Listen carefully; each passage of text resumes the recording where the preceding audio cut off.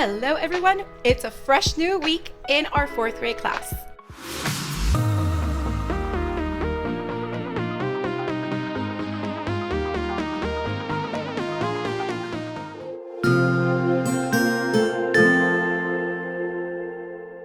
Welcome. If you're new here, my name is Marieli Sanchez and I'm a 4th grade teacher in South Florida. Today is the start of week 26 in our classroom. Today is also Monday, February 26, 2024. This week we say goodbye to February and hello to March by Friday. So it is a 5-day school week and we just ended the first day of this week. So I started with my block 1 this morning and they worked on getting iReady minutes in. So we worked on doing that first thing in the morning as soon as the students came in. And then we went into finishing introducing our Wonders Unit 4 Week 5 Poetry Unit. So I wanted to make sure that the students continued with their reflections.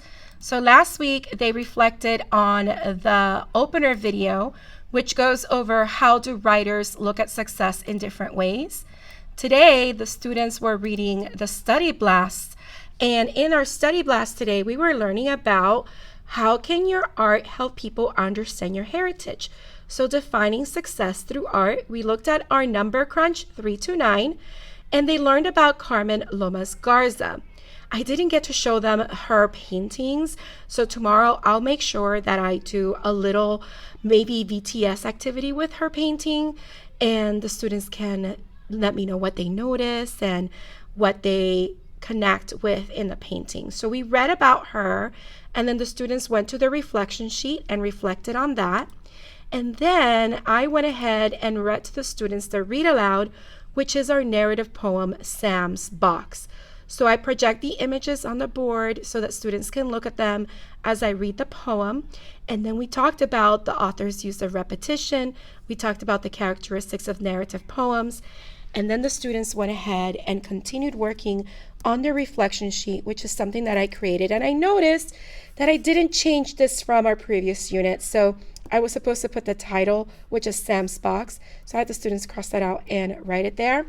But the students had previously reflected on the opener video. So today they reflected on the study blast and the listening comprehension. I also reminded them on some reflection starters. So here are 5 different sentence starters that students could use with their reflections. And the words on the side were words that were mentioned in the study blast. Students wanted to make sure they knew how to spell them correctly. So that's about all that we had time for in my morning group, my block 1. And then in my block 2, they also went ahead and started working on their iReady minutes. I'll get back to you. All right, back to you. So after my students worked on their iReady minutes, they went ahead and went to PE. And I was going to start the other lesson, but they went to PE first. And then I ended up creating a Nearpod lesson for our writing lesson to see how the students would, interact with it. This will be the first time I'm using Nearpod with any of my students this school year. So I'm going to show you my Nearpod lesson, and I am going to let you know how it went. We didn't get through all of it. The beginning of it takes time because I wanted to make sure all the students were getting into and accessing the lesson. And then some of the activities were taking them a little bit to do, but it's just a matter of getting to know the platform. But here is the writing Nearpod lesson I created. So I have one lesson. I erased all my lessons from before so I can have, because I only have the free version of Nearpod, so that I can have as much space as I need. So let me zoom this in so you can see the lesson. I created this title slide on PowerPoint and I just exported it as an image. So the students had that, and then, with Nearpod, the slides don't advance unless a teacher advances them. So they have some directions for the writing prompt just so we can refresh our mind on what we are writing about and what kind of essay. And then the students had a quiz with 3 questions to make sure that they understood who the audience was, which was an academic audience, what type of essay they will be writing, which is expository, and if it was a 1-part or a 2-part prompt. It's a 1-part prompt because we're only writing about the problems that invasive species cause. This is where we stopped. I am going to show them a video that I found on Nearpod, It's a 3-minute video on expository essays. And then eventually we'll go into our source 1, so students can annotate. So I did a draw it activity, and then source 1, part 2, and source 2. Oh, but before we go to source 2, they would have a collaborative board where they can use sticky notes to type the problems that invasive species cause. Then we will have source 2, and it's loading. It just takes some time. And with source 2, the students have to also annotate. So let me go back and refresh. There we go. There is source 2. So again, we'll have them highlight and look at the different problems caused by invasive species. And then it'll have another collaborative board where they can write little post-its to share the problems that they cause. And it'll end with an open-ended question where they just need to write 2 ways invasive species cause problems. So again, I'm trying out this new type of lesson with my students. I tried it with my ELL students, and I'll see how my advanced group does with it as well, just to kind of give them a little bit of an interactive way to engage with the lesson, and I can see live how the students are working on it. So that, my friends, is all I have for today, Monday. I'm a tired teacher. I'll see you tomorrow. Hello, everyone. It's the end of the day, Tuesday, finished with my Minecraft club, and I'm really exhausted. So this morning I had my ESOL students, and I tested them for the Access for ELL Students test. They completed both the listening comprehension and the reading portion of that test. We will continue on Thursday morning with the writing portion, and then they'll be done with that from my end. Then I had my afternoon group, which is my advanced group, and they worked on their iReady minutes, and then they worked on answering the fine text evidence for our shared read poems, Sing to Me and The Climb, which I showed you yesterday. That's basically our Tuesday. That's what we ended up doing. Tomorrow's Wednesday, and there's a lot of things that we need to get through tomorrow to try to catch up so that the students can take the test on Friday. But I'm starting to think that if they need more time, I might push the test for Monday. So we'll see. I haven't given them their homework this week because I haven't taught the skills that they'll need for the homework. Especially, I want them to have more practice with connotation and denotation, since the second poem in their homework deals with that. I want them to be a little more clear on what they need to do with those skills. So that's all for today, Tuesday. Tomorrow is Wednesday. It's an early release, and it's also our Black History Luncheon. So I'll let you know how everything goes. Hi, everyone. We have made it to the end of the day, Wednesday. This has been an interesting day. This morning, I was stuck in traffic for 20 minutes at a standstill without moving. So I wasn't going to worry about it. I just called work, let them know I was running late, and they got someone to be with my students until I arrived, so not a problem. This morning, I tried to get my students to work on their fine text evidence questions. I started with my advanced group, and then they moved on to vocabulary, and then they moved on to the theme organizer. So they did that, and I reviewed the questions with them and the vocabulary. We even played the word wall game, the hangman, because I thought that they would like it as well, and they really did. And I had to address some behaviors. So that redirection takes time. So we have some things to finish tomorrow. So tomorrow is going to be a very busy day with that group when I get them in the afternoon. And with my ELL students this afternoon, we went ahead and summarized the Sing to Me poem using an ELL writing summary that Wonders provides for us. And then we went ahead and read the anchor text poems, Swimming to the Rock and The Moondust Footprint. Swimming to the Rock had an ELL handout that the students can engage better with the text. So I had them work with partners, but then I realized that some of them were really struggling, so I guided them through it. So let me just show you that sheet right now. This is the poem Swimming to the Rock, and this is that sheet. So they just had to answer the questions. They work with a partner. Who is the speaker of the poem watching? What are the speaker's father and brothers doing? What does the speaker think about the rock? What does the speaker do while the others swim? What does the speaker imagine the swimmers do when they reach the rock? And how does the speaker's mind change from the beginning to the end of the poem? Which it's all in the poem, but I had to guide them With the moon dust footprint, we read the poem, we talked about the repetition, the theme, we talked about how it shows success. So we read and discussed it, and then reread the paired selection poems, Genius and Winner, and we did the same thing. We were looking at success, and we were also trying to understand what was happening in the poems. The other side of this handout had the summary that I talked about. So this is what the summary was, and the students worked on this as well.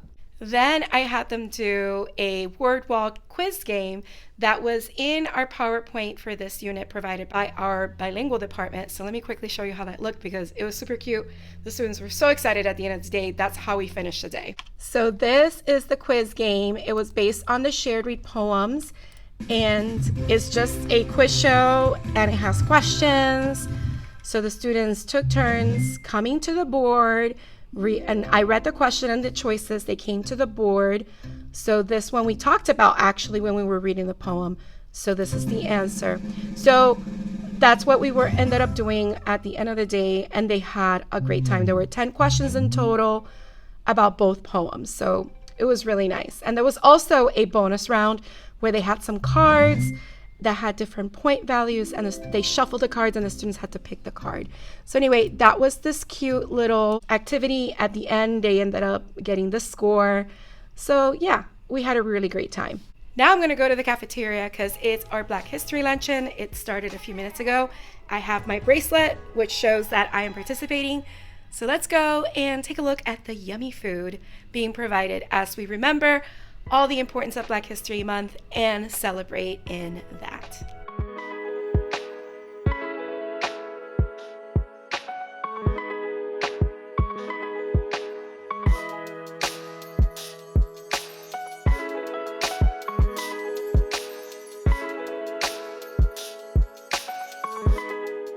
As you saw from the pictures, that Black History luncheon was delicious. Everything was so flavorful.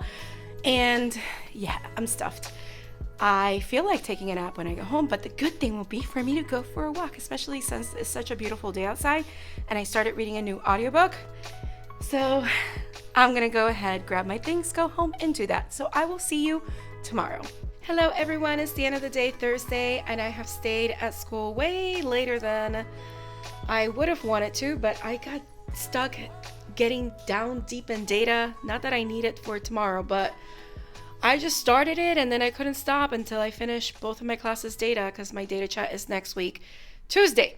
So that is all done. And yeah, today in the morning, I was testing my ELL students for their access for ELL. They were doing their writing portion. They had 3 sections of it.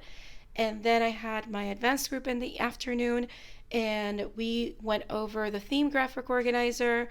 We also went over the poems and discussed the different themes for them. And the students also worked on a selection test for those poems.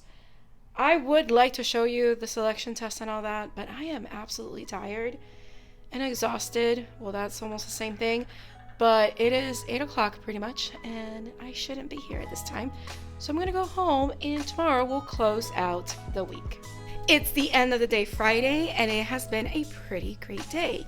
I started this morning with my homeroom class, and they were working on first finishing their iReady minutes, which I had like 3 students that needed to do that, and then I assigned a respond to reading question based on the 2 anchor text poems. This is that question, and after I gave the students time to answer, then I gave them a sample response so that they knew what to look for in their answers. And again, it does not have to be exactly like this, as long as they got the answer completely, or the question I should say, completely answered using evidence from the text. We also went ahead and discussed the poem Swimming to the Rock and the Moon Dust Footprint before they all started with that. And then we also talked about Genius and Winner, which were the paratext poems. And then I did a really fun musical vocabulary chairs or anyway, basically the students had a half sheet of a vocabulary map with a word in the middle. Everybody got one. And then I also printed and put an anchor chart on the board that had all the vocabulary words. I have it right here so I can show you. And then what the students did is I would play music, they will get up, they will move around and dance around and move around the classroom. And then when the music stopped, they had to sit down at a desk and add to the vocabulary map. I want to thank my friend Joanne Miller from Head Over Heels for Teaching. So these are our 8 words for this unit. And this is what one of the vocabulary maps look like.